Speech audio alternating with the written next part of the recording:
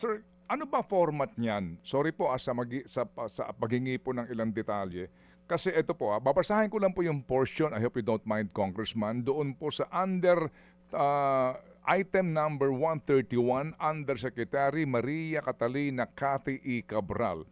13131, as a general rule and with very little exceptions, it is Yusek Maria Catalina Cathy E. Cabral with the imprimatur of Secretary Mark Villar and later continued by Secretary Manny Bonoan, who had control at the DPWH level to remove, include, and deduct or modify insertions of items in the NEP for infrastructure or those pertaining to DPWH.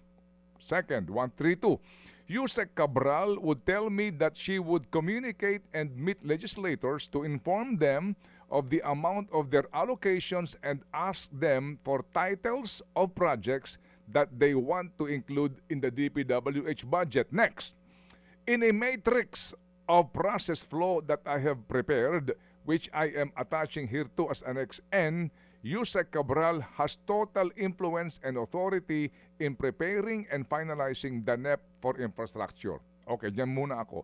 So meron siyang ginawa dito na attachment nga po, no? At nakalagay po dito nga yung sinasabi po na NEP preparation, etc. at saka yung intervention ng mga mambabatas. So ito ho ba kanyang statement ay ni Bernardo ay napapatotohanan ng hawak niyong dokumento? Totoo po na si Yusek Cabral ang gumagawa ng budget. Ang question lang ay sino nang bibigay sa kanya ng mga instruction. At sinabi po ni Yusek Bernardo, si Secretary Manny Bonoan ay isa dyan. At nandito po sa listahan, meron column on handwritten notes. Napaka-comprehensive talaga ng files ni Yusek Cabral. Pati yung mga handwritten notes, ginagawa niyang soft copy. At nakalagay dito sa mga handwritten notes, puro mga SMB for evaluation, SMB recommended. At I guess we can surmise that SMB is Secretary Manny Bonoan.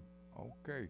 So, yan ho palang hawak niyong files ay pati ho yung mga notations, ano po, handwritten by Yusek Cabral ay nandidiyan, kumbaga. It doesn't say who handwrote them, but basta kung ano yung handwritten note, nakalagay dito na digitize. Kaya pati may mga dialogue din dito parang SMB : tapos may comment siya. Mga kapatid, brothers and sisters, saan ka pa? Dito na tayo sa totoo.